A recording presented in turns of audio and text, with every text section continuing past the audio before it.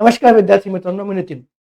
महाराष्ट्रामध्ये सर्वात जास्त 500 प्लस आर-टी-ओ घडणाऱ्या आपल्या आवडत्या विज्ञान अकॅडमीमध्ये मी आपलं मनापासून स्वागत करतो.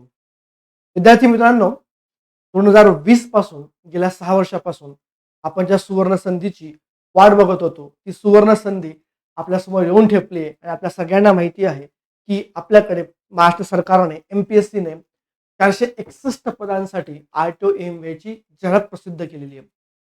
आता ही जाहिरात प्रसिद्ध झाल्यानंतर आपल्याला अभ्यास सुरू करायचा आहे. अभ्यास सुरू करत असताना पूर्व परीक्षेमध्ये जो भूगोल नावाचा विषय, जिओग्राफी म्हणतो आपण त्याला, त्याचा नेमकं कसा अभ्यास करावा? प्लॅन ऑफ ॲक्शन काय पाहिजे? सिलेबस काय आहे? कुठल्या टॉपिकवर आपण एम्फॅसिस केलं पाहिजे? कुठले सोर्सेस वापरले पाहिजे? आणि सर्वात महत्त्वाचं बॅचमध्ये आपण तो विषय कशाप्रकारे हँडल करणार आहे? या सगळ्या अतिशय महत्त्वाच्या विषयावरती आज आपण चर्चा करणार आहेत. व्हिडिओ शेवटपर्यंत बघा. त्यापूर्वी आपल्याकडे आपल्या ह्या चॅनलवरती सर्वात महत्त्वाचं आर-टी-ओची ॲड आलेली आहे. एकूण जागा किती आहे? परीक्षेची पद्धतीमध्ये काही बदल झाला आहे का? पात्रता काय आहे? अभ्यासक्रम नेमका काय आहे? अर्ज तुम्ही किती डेटपर्यंत करू शकतात? पगार किती आहे? ह्या सगळ्यांबद्दल इत्थंभूत माहिती देण्याकरता ह्या चॅनलवरती धनंजय कचाळे सर स्वतः दोनदा आर-टी-ओ एम-वाय आहेत. 11 मध्ये 17 मध्ये त्यांचा अतिशय सविस्तर व्हिडिओ नक्की बघून घ्या. त्याचबरोबर आर-टी-ओची एक्झाम ज्यांनी स्वतः दोनदा क्रॅक केली आहे आणि ज्यांच्यामुळे 500 प्लस मुले आर-टी-ओ झालेत, नेमकी त्यांची काय स्ट्रॅटेजी आहे हे तुम्हाला माहीत करायचं असेल तर हाही व्हिडिओ एकदा तुम्ही नक्की बघा. याच प्लॅटफॉर्मवरती अवेलेबल आहे. त्याचबरोबर आपल्याकडे एक अभिषेक सालेकर नावाचे सर होते, जे मागच्या वर्षाच्या ॲडमध्ये, गेल्या वर्षाच्या ॲडमध्ये जे महाराष्ट्रामध्ये प्रथम आले होते आर-टी-ओ एम-वायमध्ये आणि आपण त्यांचा सत्कार त्यांना बुलेट देऊन आपण केलेला होता मागच्या वर्षी. आता प्रत्येकाने आपल्या अभ्यासिकेमध्ये हा फोटो लावायचा आहे आणि फोटोसोबत इथे आपलं नाव लिहायचंय. भविष्यामध्ये येणारा बुलेट टॉपर पहिला मीच असणार किंवा असणार. कारण आता स्पर्धा सुरू झाली. आता त्याचबरोबर मग त्या सरांनी कसा अभ्यास केला, बरोबर? त्याची काय प्लॅनिंग होती? या संदर्भात संपूर्ण डिटेल स्ट्रॅटेजी सरांनी या लेक्चरमध्ये घेतल्या. त्याचबरोबर आपल्याकडे जी आपल्याला अर्ज करायचा असेल आर-टी-ओ एम-वायचा, तर नेमके प्रोफाईलमध्ये काय भरायचं, डॉक्युमेंट्स काय काय लागतात, या सगळ्या संदर्भामध्ये बापू गायकवाड सुंदरसा व्हिडिओ आहे. तुम्ही तो सुद्धा एकदा बघू शकता. आता या सगळ्या कंटेक्समध्ये येणाऱ्या 90 दिवसांमध्ये कशा प्रकारे आपण अभ्यास करायचा, यासाठी सर्वात सुंदर उपक्रम आपण घेतोय, ती आरंभ 3.0 ची बॅच. जी आरंभ 3.0 ची बॅच आहे, जी आपली आर-टी-ओ एम-वाय साठी स्पेशली मॉडिफाय केली, आपण डिझाईन केली आहे. नेमकी ती बॅच कशी जॉईन करायची, राईट, यावर एक सुंदरसा व्हिडिओ आहे, तुम्ही तोही बघू शकता. ह्या बॅचमध्ये तुम्हाला काय काय मिळणार आहे, या बॅचमध्ये लेक्चर सोबत तुम्हाला काय काय मिळणार आहे, हे सगळं सुद्धा तुम्हाला या व्हिडिओमध्ये धनंजय सरांनी स्पष्ट केलंय. हाही व्हिडिओ तुम्ही एकदा जरूर बघा. आणि त्यानंतर सर्वात महत्त्वाचं, की सर आम्ही जॉब करतोय, आम्ही कंपनीमध्ये 8-9 तास काम करतोय, आम्ही गृहिणी आहोत, आम्ही घरी पण जॉब करतोय, अशा प्रकारे सगळं करत असताना आम्ही कशा प्रकारे अभ्यास करावा, आम्हाला काही प्लॅनिंग सांगा. त्याबद्दल सुद्धा धनंजय सरांचा एक सुंदर व्हिडिओ आहे, तुम्ही तो सुद्धा एकदा रेफर करू शकता. अभिषेक सरांना आपण लास्ट टाइम बुलेट दिली होती. पुढचा नंबर आपल्या सगळ्यांचा आहे. चला, आपण महाराष्ट्रामध्ये गेल्या 12-13 वर्षापासून आर-टी-ओ साठी जबरदस्त काम करतो. एवढं काम महाराष्ट्रामध्ये कुठल्याही संस्थेने डेडिकेटली सातत्याने केलेलं नाहीये. आपण महाराष्ट्रामध्ये जवळपास 500 प्लस आर-टी-ओ घडवलेत. महाराष्ट्रातल्या प्रत्येक आर-टी-ओ ऑफिसमध्ये आपल्या इग्नाइटचा तुम्हाला विद्यार्थी मिळून जाईल. भविष्यामध्ये या फोटोमध्ये आपला फोटो असणार आहे. चला. त्याचबरोबर आपण सत्कार समारंभ केले होते. 17 मध्ये झालं, आपला 20 मध्ये झाला आहे आणि यावर्षी सुद्धा आपण ते करणार आहोत. आपल्याकडे आर-टी-ओ एम-वाय 2026 साठी ना, जी 461 पदाची ॲड आली आहे, ह्या आता एक जबरदस्त बॅच आहे. त्या बॅचचं नाव आहे आरंभ बॅच आणि ही बॅच तुम्हाला तुमच्या ध्येयापर्यंत घेऊन जाणारी बॅच आहे. बॅचचा फायदा एवढाच होणार, की उरलेल्या 90 दिवसामध्ये पटकन, कमी वेळेमध्ये, कमी मेहनतीमध्ये आणि इफिशियंटली कसा अभ्यास कंप्लीट करायचा आणि सर्वात महत्त्वाचं या वेळेमध्ये कशी प्रिलिम्स पास व्हायची, कशी मेन्स पास व्हायचं आणि कशा प्रकारे आर-टी-ओ व्हायचं, याकरता वेल क्राफ्टेड, वेल डिझाईन जर कुठली बॅच असेल तर ती बॅच आहे आपली आरंभ 3.0 ची बॅच. त्या बॅचमध्ये महाराष्ट्रामधले धुरंधर व्यक्तिमत्व आहे प्रत्येक विषयाचे. टेक्निकल असो अथवा नॉन टेकचा पार्ट असो, प्रत्येक विषयातले धुरंधर व्यक्तिमत्व आहे. आणि सर्वात महत्त्वाचं ही बॅच ऑनलाईन आणि ऑफलाईन ह्या दोन्ही मोडमध्ये सुरू होते. ऑफलाईन छत्रपती संभाजीनगर, पुणे आणि नाशिकमध्ये सुरू होते 29 जूनपासून आणि ऑनलाईन मोडमध्ये सुद्धा मराठी माध्यमची आणि महाराष्ट्रामध्ये सर्वात पहिल्यांदा हा उपक्रम आपण केलाय इंग्लिश मीडियमची बॅच. हे दोन्ही बॅचेस सुद्धा 29 जून पासून सुरू होत आहेत. पटकन बॅचेस जॉईन करा. एकही लेक्चर मिस करू नका. का? कारण पहिल्या जी आपली 500 विद्यार्थी असणार त्यांना आपण ह्या फीजमध्ये 30% डिस्काउंट देतोय. तुम्ही त्याकरता RTO30 हा कुपन कोड यूज करू शकता आणि अधिक माहिती करता जो आपला 888899 116 नंबर आहे तुम्ही त्याला कॉन्टॅक्ट करून अधिक माहिती घेऊ शकता. आता मित्रांनो 461 पदाची ऍड आली हे आपल्याला माहिती आहे RTO-MVAची. आता यासाठी जो अर्ज दिनांक आहे हा सुरू होतो 27 जून पासून तुम्ही फॉर्म भरू शकता ते 17 जुलैपर्यंत भरू शकता. याची प्रिलिम्स जी पूर्व परीक्षा आहे ती होणार आहे 27 सप्टेंबर 2026 ला. जवळपास 90 दिवस आपल्याकडे शिल्लक आहे. ठीक आहे. पात्रता ह्या पदासाठी मेकॅनिकल आणि ऑटोमोबाईल मधून डिप्लोमा अथवा इंजिनिअरिंग असलेले विद्यार्थी मुलं आणि मुली दोन्ही फॉर्म भरू शकतात. वेतन श्रेणी जवळपास 38,600 पर्यंत तुमची वेतन श्रेणी आहे. 19 ते 38 हा ओपन गटासाठी आहे आणि मागाससाठी आहे 19 ते 43. त्याबद्दल सविस्तर माहिती सरांनी व्हिडिओमध्ये घेतलेली आहे. त्याचबरोबर तुमची निवड प्रक्रियामध्ये आधी प्रिलिम्स होणार, पूर्व परीक्षा होणार, 100 प्रश्न 100 मार्काची MCQ पॅटर्न मध्ये असणार. नंतर तुमची मेन्स होणार 150 प्रश्न 300 मार्काची ही सुद्धा MCQ पॅटर्न मध्ये होणार आणि सर्वात महत्त्वाचं त्या जबरदस्त पोस्ट ही पण या पोस्टला मुलाखत नाही.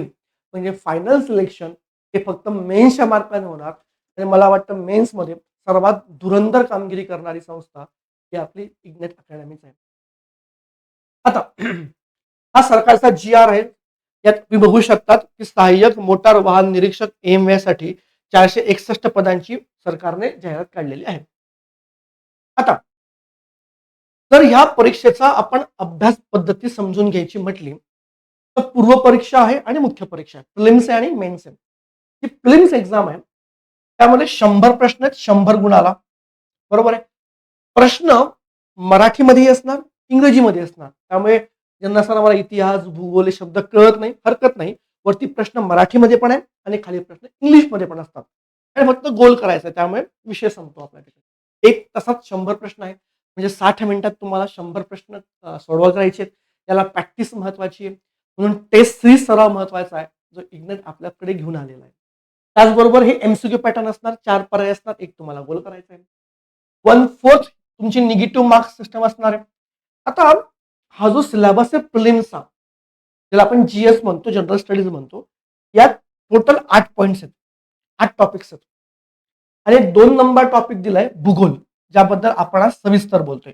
बाकी इतिहास आहे अर्थव्यवस्था आहे चालू घडामोडी आहे राज्यशास्त्र आहे म्हणजे पॉलिटिकल सायन्स आहे हिस्ट्री आहे करंट इव्हेंट्स आहे जनरल सायन्स आहे मॅथ्स आहे मेंटल ॲबिलिटी या सगळ्या विषयांवरती ह्या चॅनलवरती प्रत्येक विषयाचं सेपरेट तुम्हाला स्पष्टीकरण अनालिसिस स्ट्रॅटेजी येणार आहे. काळजी करू नका. पण आजचा व्हिडिओ हा फक्त जिओग्राफीसाठीच आहे. आता जर आपण ते 100 प्रश्नाचं वेटेज बघितलं तर माझा विषय जिओग्राफी आहे त्या माझ्या विषयाला 100 पैकी 10 प्रश्न आहे 10 मार्काला म्हणजे 10% वेटेज हे माझ्या विषयाचं आहे भूगोलाचं आहे जिओग्राफीचे 10 marks out of the 100 marks. आता जर 2026 MA साठी आपण भूगोलाची रणनीती आखायची म्हटली तर तुम्ही एक मुद्दा समजून घ्या. आयोगाने जो सिलेबस दिलेला आहे जो इथे आपण बघितला बघा हा आयोगाचा प्रिस्क्राइब सिलेबस आहे हा वाला भूगोलाचा. जर हा सिलेबस थोडा बघितला त्या सिलेबस मध्ये एक शब्द फार अतिशय महत्वाचा आहे. ते असं म्हणतायत geography but with special reference to geography of Maharashtra. काय सिलेबस आहे with special reference to Maharashtra. आता हा शब्द MPSC ने दिलाय याचा अर्थ समजून घेणं महत्वाचं आहे. त्याच्याबरोबर काय म्हटले अर्थ आहे वर्ल्ड डिव्हिजन्स आहेत क्लायमेट म्हटलेलं आहे लॅटिट्यूड्स आहे लॉन्जिट्यूड्स आहेत सॉइल टाइप्स ऑफ महाराष्ट्र आहे रेनफॉल पॅटर्न्स आहेत मेजर क्रॉप्स आहेत सिटीज आहेत रिव्हर्स आहेत इंडस्ट्री अँड इटिसिस एक्सेट्रा. आता हा सिलेबस जो आहे ना हा थोडा डायव्हर्स आहे हा विखुरलेला आहे राईट. हा प्रॉपर स्ट्रीमलाईन नाहीये. हा टर्ब्युलन्स जास्त वाटतं या फील्डमध्ये मला विषयामध्ये तर थोडं आपण जर 2015 पासून जे प्रश्न विचारलेले होते भूगोलाचे जीएस पॉइंट ऑफ व्ह्यू, तर आपण त्याचं स्पष्टीकरण करायचं म्हटलं, अॅनलाइज करायचं म्हटलं, ते एक ट्रेंड डोळ्यासमोर येतो. तो ट्रेंड असा आहे, की आतापर्यंत जी प्रश्न विचारलेत, ती प्रश्न काही मोजक्याच घटकांवर सर्वात जास्त विचारले. म्हणजे मी लेक्चरमध्ये विद्यार्थ्यांना मागच्या बॅचमध्ये आपण जे आरंभ 1 होती, आरंभ 2.0 होती, या प्रत्येक बॅचमध्ये मी मुलांना म्हणतो, मी पण इंजिनियर आहे. माझं बीटेक झालं आय-आय-टी मद्रासमधून. आपण इंजिनिअर लोक आहेत. तर मला असं वाटतं आपण ह्या स्टेजला या 90 दिवसामध्ये भूगोलामध्ये भूगोलतज्ञ होण्यापेक्षा भूगोलाचा अभ्यास करून आपण आय टू एम व्हायचं. आपलं ध्येय अधिकारी व्हायचं. त्यामुळे इतका सारा सिलेबस आहे, 16 पॉइंट्स आहेत. भारताचा भूगोल आहे, प्राकृतिक भूगोल आहे, जगाचा भूगोल आहे, सामाजिक भूगोल आहे, सोशल जिओग्राफी आहे, इकॉनॉमिकल जिओग्राफी आहे, वर्ल्ड जिओग्राफी आहे, फिजिकल जिओग्राफी आहे, इंडियन जिओग्राफी आहे, मास्टर जिओग्राफी आहे. इतका सारा सिलेबस आहे. 10 मार्काला हा कॉस्ट बेनिफिट रेशो 100% नाहीये. त्यामुळे मुद्दा असा आहे, की आपल्याला येणाऱ्या 90 दिवसामध्ये भूगोलाचा असा अभ्यास करायचा आहे, की 10 पैकी 7 ते 8 मार्क मी तुम्हाला सांगतो. 10 पैकी 7 ते 8 मार्क्स आणि याला पुरावा आहे. आरंभ 1.0, आरंभ 2.0 जुने विद्यार्थी तुमच्या कॉन्टॅक्टमध्ये असतील त्यांना विचारा, की सरांनी जे लेक्चर्स घेतलेले आहे आणि या सरांनी पीडीएफ दिलाय त्यातून मागच्या 5 वर्षामध्ये ज्या एक्झाम झाल्यात त्या प्रत्येक एक्झाम्समध्ये 10 पैकी 7 ते 8 प्रश्न बरोबर येतात लेक्चर आणि नोट्स मधलेच. भरपूर झाले आपल्याला. भरपूर आहे आपल्याला प्रिलिम्समध्ये. कारण प्रिलिम्समध्ये 10 पैकी 10 जरी काढले तरी बुलेट मिळणार नाहीये. बुलेट का म्हणतो मी? कारण प्रिलिमचे मार्क क्वालिफाईंग आहेत ना. 10 पैकी 10 जरी भूगोलामध्ये आलेत तरी पहिला येणार नाही कारण ते क्वालिफाईंग मार्क्स आहेत ना. त्यामुळे काय डोकं लावायचं? 7-8 मार्क पडले झाले मी पास. संपला विषय. त्यामुळे या सगळ्यांमध्ये असे काही टॉपिक्स मी तुम्हाला सांगतो. ठीक आहे. तेवढेच केले 5 ते 6 टॉपिक तरी आपल्याला इतके मार्क्स पडून जातात. ठीक आहे. हा सिलेबसचे पॉइंट्स आहेत. प्रथमदर्शनी वाटतंय खूप सिलेबस आहे. बट हे आपल्याला करायचं नाहीये. आता तर मागच्या 2015 पासूनचा 2015 पासून 2015 पासून ते 2026 पर्यंत जर आपण ट्रेंड चेक केला तर ट्रेंड असा आहे की 100 प्रश्नापैकी 63% क्वेश्चन्स 63% क्वेश्चन्स त्या फ्रॉम जिओग्राफी ऑफ महाराष्ट्र. म्हणजे जे 10 प्रश्न येत आहेत ना जिओग्राफीचे 100 पैकी त्या 10 प्रश्नांपैकी जवळपास 6 ते 7 प्रश्न periodically every year 6 to 7 questions they are from geography of Maharashtra. मला सांगा की आपण सर्वात जास्त अभ्यास कुठला केला पाहिजे मग जिओग्राफी ऑफ महाराष्ट्र. 6 ते 7 मार्क एका सेक्शन मधून पळत आहे आणि उरलेले 3 ते 4 मार्क्ससाठी मग फिजिकल जिओग्राफी आहे, वर्ल्ड जिओग्राफी आहे, इंडियन जिओग्राफी आहे, सोशल जिओग्राफी, इकॉनॉमिक जिओग्राफी आहे. यातून 3 ते 4 मार्क्स येत आहेत. आधी मी काय केलं पाहिजे? इकडनं 6 ते 7 मार्क येतात आणि जिओग्राफी ऑफ महाराष्ट्र. तुम्हाला हा इथे मुद्दा क्लिअर झाला असेल. आता आता तुम्ही ऑब्झर्व्ह करा की सर तुम्ही जे म्हणताय आम्हाला की जिओग्राफीचे जे प्रश्न आलेले आहेत बरोबर आहे. त्यामध्ये सर्वात जास्त जो प्राईम फोकस आहे हा कशावरती बोलतोय मी जिओग्राफी ऑफ महाराष्ट्र. मग जिओग्राफी ऑफ महाराष्ट्रामध्ये जे प्रश्न आलेले आहेत 6 ते 7 प्रश्न मग त्यांचा नेमका दर्जा कसा आहे लेवल कशी आहे मी पुन्हा सांगतो ही एमपीएससी सारखी एक्झाम नाही ही ग्रुप बी सी सारखी एक्झाम नाही काळजी करू नका. ह्या लेवलला प्रश्न अतिशय सोपे आहेत कारण हे एमपीएससीलाही माहिती आहे कारण ही मुलं टेक्निकल मुलं आहे. ड्युरिंग दी जॉब प्रोफाईल तुम्हाला याचा अभ्यासाचा काही फायदा होणार नाही आणि म्हणून क्वेश्चनची लेवल जी आहे ही नॉर्मल एमपीएससी पेक्षा अतिशय सोपी आहे इझी आहे. ठीक आहे. पहिला मुद्दा मग जी प्रश्न तुम्हाला येत आहेत किंवा आलेले आहेत जिओग्राफीचे ते नेमके प्रश्न कुठून येतात. बऱ्याचदा आपण विचार करतो की सर मोठे मोठे रेफरन्स वापरायचे का बिलकुल नाही. अगेन भूगोल तज्ञ व्हायचंय का नाही. रेफरन्सेस वाचायची गरजच नाहीये. फंडामेंटल जे सोर्सेस आहेत तिकडनं प्रश्न येतात. फंडामेंटल मग फंडामेंटल सोर्स म्हटला तर एक फंडामेंटल सोर्स आहे तो आहे स्टेट बोर्ड. तो स्टेट बोर्ड. मग सर तुम्ही आम्हाला सांगताय की इकडनं स्टेट बोर्ड मधून पुस्तकं येत आहेत. हे खरंच खरं आहे का?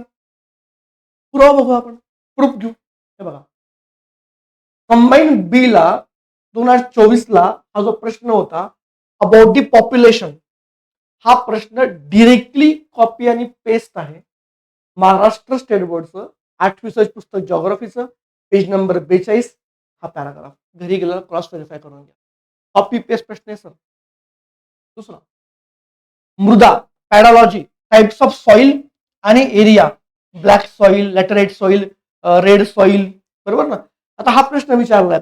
आता हा प्रश्न सुद्धा डायरेक्टली प्रश्न विचारलाय 7वीच्या भूगोलाच्या पुस्तकातून, पेज नंबर 42. हा पुरावा आहे.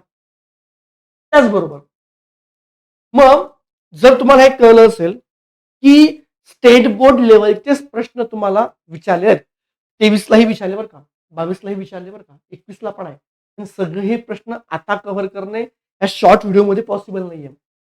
म्हणून सर 24च्या आधी का नाही घेतले? सेपरेटली स्टेट बोर्ड सिरीज आहे, त्यात मी घेतलेले आहेत. पण 24च्या आधी सुद्धा स्टेट बोर्डवरून डायरेक्टली प्रश्न भूगोलामध्ये विचारले. मग आता तर नेमके या विषयामध्ये मॅक्सिमम मार्क्स कसे मिळवायचे, हा या व्हिडिओचा सर्वात महत्वाचा पार्ट आहे. मी आधीच बोललो की महाराष्ट्र भूगोलामध्ये आपल्याला काम करायचंय, जॉग्राफी ऑफ महाराष्ट्र. मग यामध्ये नेमकं बघा, समजून घ्या. मी तुम्हाला काही टॉपिक सांगतो आणि तुम्ही घरी क्रॉस व्हेरीफाय सुद्धा करू शकता. यातला फर्स्ट अँड फॉरमोस्ट टॉपिक जो आहे, जो आपल्याला करायचा आहे आणि ज्यावरती खूप सारे प्रश्न आयोगाने विचारले, हा आहे महाराष्ट्रामधले माउंटेनन्स माउंटेन और हिल रेंजेस. डोक्यात ठेवा. महाराष्ट्रामध्ये 4 हिल रेंजेस आहेत. सातपुडा, सातमाळा, अजिंठा, हरिश्चंद्र बालाघाट आणि 4th इज शंभू महादेव. तुम्ही आतापर्यंत एमपीएससी मध्ये जेवढ्या एक्झाम झाल्या 2015 पासून, त्या प्रत्येक एक्झाम्स मध्ये जर या 4 हिलवरती एक तरी प्रश्न विचारलाय कन्फर्म डेट, तुम्ही घरी जाऊन चेक करू शकता. 7 ते 9 वाजता मी पीवायक्यू सिरीज घेतो जॉग्राफीची, तर तुम्ही व्हेरीफाय करू शकता. दरवर्षी एक तरी प्रश्न आहे सर, फिक्स प्रश्न आहे. मला काय सांगतोय मी, 7 ते 8 प्रश्नांपैकी ठीक आहे एक फिक्स झाला, कोणावरचा?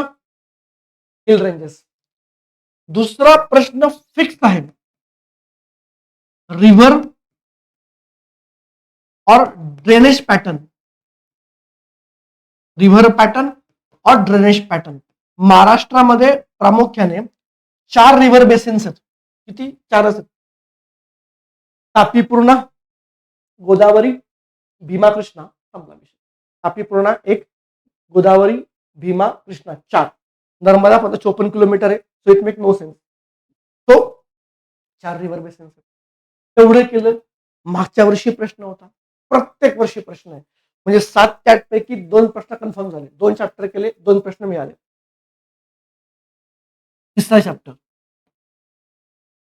तिसरा climate of Maharashtra. Climate of Maharashtra recently हा मान्सूनचा कालखंड आहे. जून ते सप्टेंबर हा मान्सूनचा कालखंड असतो. मान्सूनचा कालखंड असल्यामुळे climate already has been in the news. El Nino, La Nina खूप न्यूज मध्ये, पॅमाइनचा मोड आहे, मान्सून पोस्टपॉन्ड होतोय, मान्सून डिले होतोय, मान्सून वीक होतोय. त्यामुळे सगळ्या गोष्टी करंट न्यूज मध्ये. त्यामुळे 100% एक्झाम मध्ये यावरती प्रश्न असणार असणार असणार. मागेही होता, पुढेही असणार. एक प्रश्न यातला फिक्स आहे. त्यानंतर 4th topic is census. Census 2001 and 11 comparison. कमीत कमी एक, मॅक्सिमम 3 एकाच वर्षी 3 प्रश्न विचारला गेला. एकच चॅप्टर आहे, एकच टॉपिक आहे सेन्सस. मिनिमम 1, मॅक्सिमम 3, सरासरी 1 ते 2 प्रश्न सेन्सस वरती असतात. फिक्स आहे. मागच्या वर्षी होता, या वर्षी होता, पुढच्या वर्षी असणार. देन 5वा प्रश्न जो आहे तो म्हणजे 5वा टॉपिक आहे. फर्स्ट काय बोललो, mountainous hill range fix question आहे. River drainage pattern fix question आहे. क्लायमेट फिक्स क्वेश्चन आहे. सेन्सस फिक्स क्वेश्चन आहे. त्यानंतर मिनरल्स, क्रॉप्स, या सॉइल, या फॉरेस्ट, यांच्यामध्ये 1 ते 2 प्रश्न फिक्स आहे. Last time they ask minerals, त्याने मिनरल्स आले होते की बाबा हेमॅटाइट कुठे सापडतो, आयर्न कुठे सापडतो, क्रोमाइट कुठे मिळतो, लाईमस्टोन कुठे मिळतो. क्रॉप विचारले होते, पर्टिक्युलर सॉइल मध्ये कुठला क्रॉप आढळतो, particular types of forest, semi deciduous forest कुठे आढळतात. हे 2-3 पॉइंट्स केले तर फिक्स तुम्हाला 1 ते 2 प्रश्न या टॉपिकवरती आहे. तर तुम्ही मला सांगा, हे 5 ते 6 टॉपिक मी मांडले, त्या 5 ते 6 टॉपिक्स मधून तुम्हाला 7 ते 8 मार्क मिळतात आणि त्यात एक टॉपिक कॉम्प्लिमेंटरी आपण करू शकतो, करावा लागेल. तो असतो ट्रान्सपोर्ट. तुम्ही स्वतः आरटीओ बनताय म्हणजे हे करणं गरजेचं आहे की महाराष्ट्रामधून जाणारे major national highways and cities on the major national highways हा टॉपिक तुम्हाला विचारला जातो. त्यामुळे हे 5 ते 6 टॉपिक केले तरी तुमचे 7 ते 8 प्रश्न याच टॉपिक मधून येणार आहे. तुम्ही मला सांगा आता, हे 7 ते 8 टॉपिक अतिशय छानपैकी करण्याकरता किती वेळ लागणार आहे? 90 दिवस is more than sufficient for that. म्हणून आपल्याला पूर्ण सिलेबससाठी डोकंच लावायचं नाहीये. आपलं एम एकच आहे, 7 ते 8 मार्क हे 5 ते 6 चॅप्टर्स. ठीक. बा आता मी गेल्या जवळपास म्हणजे तिसरी बॅच आहे आरटीओची, आरंभ 1.0, आरंभ 2.0 आणि आरंभ 3.0. या तिन्ही बॅचेसमध्ये जॉग्राफी मी शिकवतोय. त्याच्या आधीही शिकवत होतो अदर बँचेसला. आता या बॅचमध्ये माझी टेंडन्सी म्हणजे माझी पद्धती शिकवण्याची. आता आपण सगळे इंजिनियर लोक आहोत, टेक्निकल माणसं आहे आपण. जॉग्राफी हा सुद्धा टेक्निकल विषय, त्याला फार कमी रट्टा मार असतो. माझा मी तुम्हाला असं अजूम करतो की तुम्हाला जॉग्राफीचा तुम्हाला जी सुद्धा माहिती नाहीये, असं मी तुम्हाला अजूम करतो की लेकरांना जी सुद्धा माहिती जॉग्राफीचा म्हणजे पृथ्वी गोल आहे, स्पेरिकल आहे, रेक्टँग्युलर आहे, इकडे आपण स्टार्ट करतो. जॉग्राफी हा शब्द नेमका कोणी शोधला? इरॅटोस्थेनिस. इकडनं मी सुरू करतो. 1 किंवा 2 लेक्चर्स मध्ये मी काय करतो की जॉग्राफी मधली जी टर्मिनॉलॉजी आहे, जॉग्राफी मधली जी टर्मिनॉलॉजी आहे ती, सर माउंटेन आणि हिल मधला फरक सांगा, प्लॅटू आणि प्लेन मधला फरक काय, रिफ्ट व्हॅली आणि व्हॅली मधला फरक काय आहे, ब्लॉक माउंटेन आणि फोल्ड माउंटेन मध्ये काय डिफरन्स आहे, बरोबर ना, बे अँड सी मध्ये काय डिफरन्स आहे, गल्फ गल्फ अँड ओशन मध्ये काय डिफरन्स आहे, क्रीक खाडी, क्रीक आणि आपण ज्याला म्हणतो केप, यात काय फरक आहे, बरोबर आहे. रिव्हरचं माउथ म्हणजे काय, रिव्हरचा सोर्स म्हणजे काय, त्याचे टर्मिनॉलॉजीज आहेत. हॉट टेम्परेचर म्हणजे काय, ट्रॉपिकल म्हणजे काय, टेम्परेट म्हणजे काय, सब ट्रॉपिकल म्हणजे काय, फ्रिझी झोन म्हणजे काय, ही जी टर्मिनॉलॉजी छोट्या छोट्या या सगळ्या टर्मिनॉलॉजी हे पहिले 1 ते 2 लेक्चर मध्ये तुमच्या क्लिअर करून देतो. एकदा टर्म्स क्लिअर झाल्या तर पुढचं ऍप्लिकेशन सोपं आहे. तर माझी पद्धत आहे की तुम्हाला आतापर्यंत जॉग्राफीचा ज सुद्धा माहिती नसेल, काहीच माहिती नसेल, जॉग्राफीचा जी ज नाही, जी जीही माहिती नसेल तर काळजी करू नका. You are welcome. तुम्हाला इथे काहीही करण्याची गरज नाही. तुम्ही म्हणा सर की आम्ही कुठले बुक्स वाचायचे, आम्ही काय काय, काहीही करू नका, काहीही करू नका.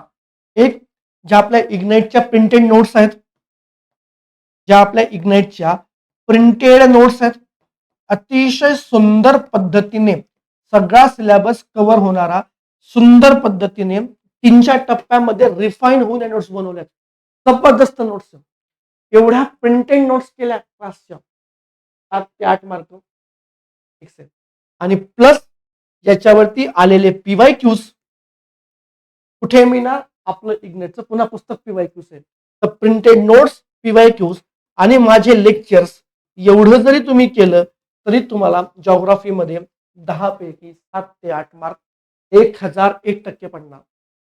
पुस्तक पिस्तकची गरज नाही, काही गरज नाही, काही गरज नाही.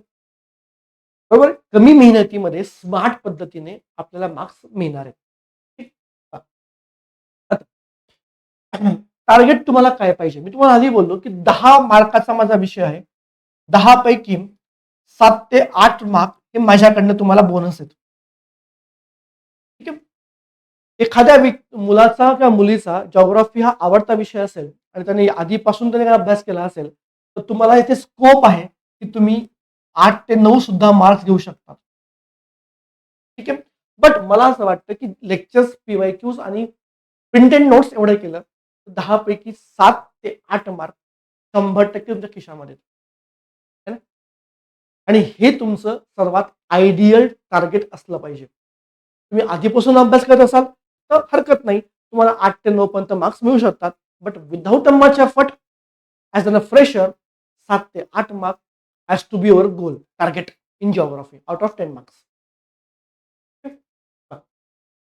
आता जिओग्राफीचे आणि इतर सगळे जे विषय असतील म्हणजे हिस्ट्री आहे, पॉलिटी आहे, इकॉनॉमिक्स आहे, मॅथ्स आहे, मेंटल ॲबिलिटी आहे, पॉलिटिकल सायन्स आहे, जनरल सायन्स आहे, करंट इव्हेंट्स आहे. ह्या सगळ्यांचे नेमके पी-वाय-क्यू कसे आलेत?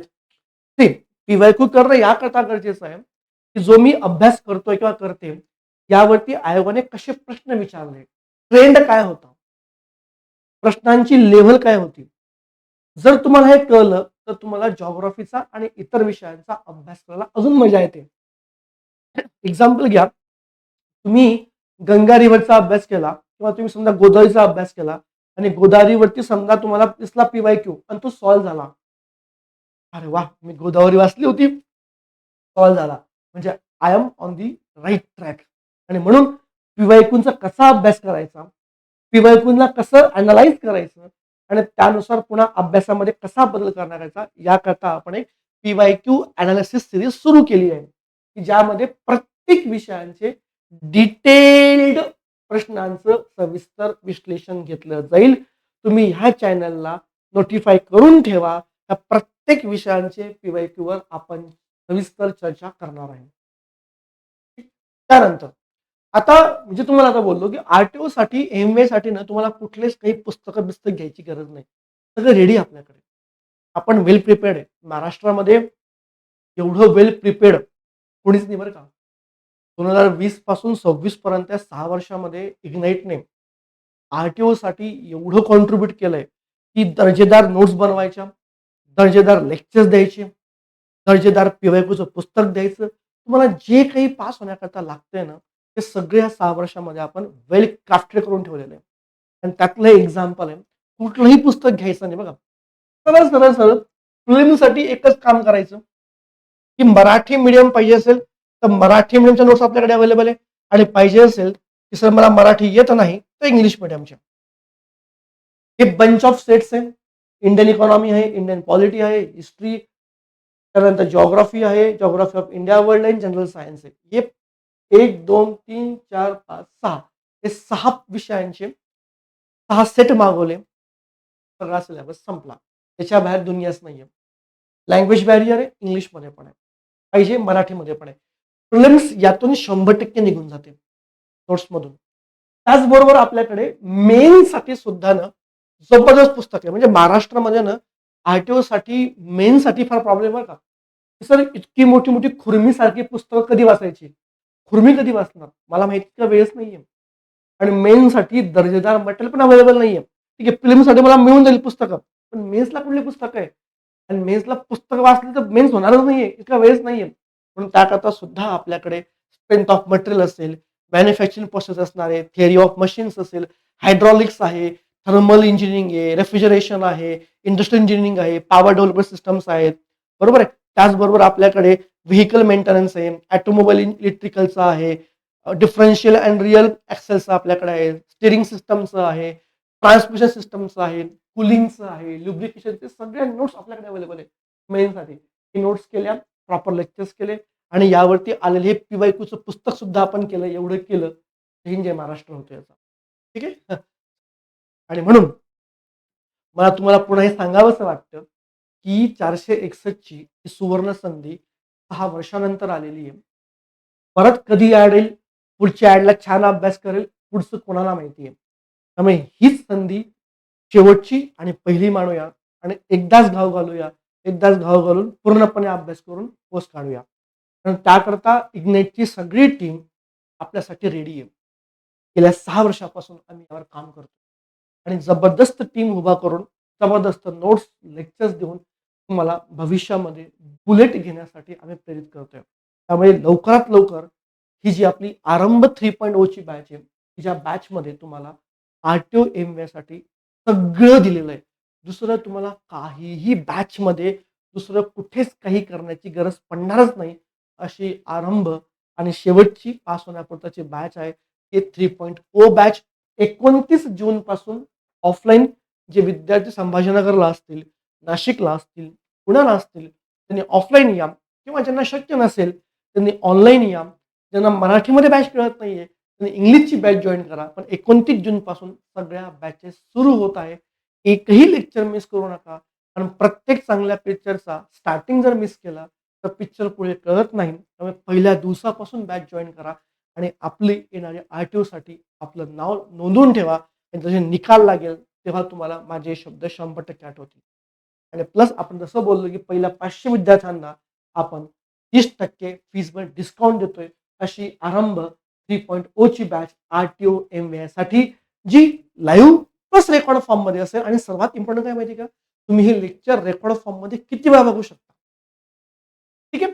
हे महत्व आहे. एकदा, दोनदा, तीनदा रिव्हिजन करण्याकरता आणि प्लस तुम्हाला बॅचमध्ये जे मी आत्ता बोललो तुम्हाला सगळं मेन्सचं आणि प्रीचं तुम्हाला स्टडी मटेरियल सुद्धा मिळणार आहे. ठीक.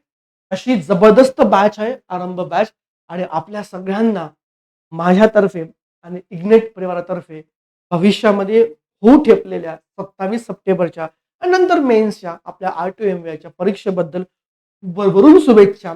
कारण मला पूर्ण विश्वास आहे, की ह्या वर्षी जो गुलाल आहे, हा गुलाल फक्त आपलाच असणार आहे, इग्नाचाच असणार आहे. त्यामुळे 100% आपण आर-टी-ओ यावर्षी होणार, होणार म्हणजे होणार.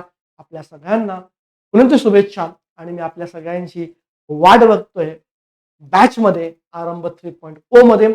आता मी थांबतो आणि भेटूया 29 जूनला आपल्या बॅचमध्ये. तोपर्यंत थँक यू. Bye bye. काळजी घ्या आणि जय हिंद, जय महाराष्ट्र.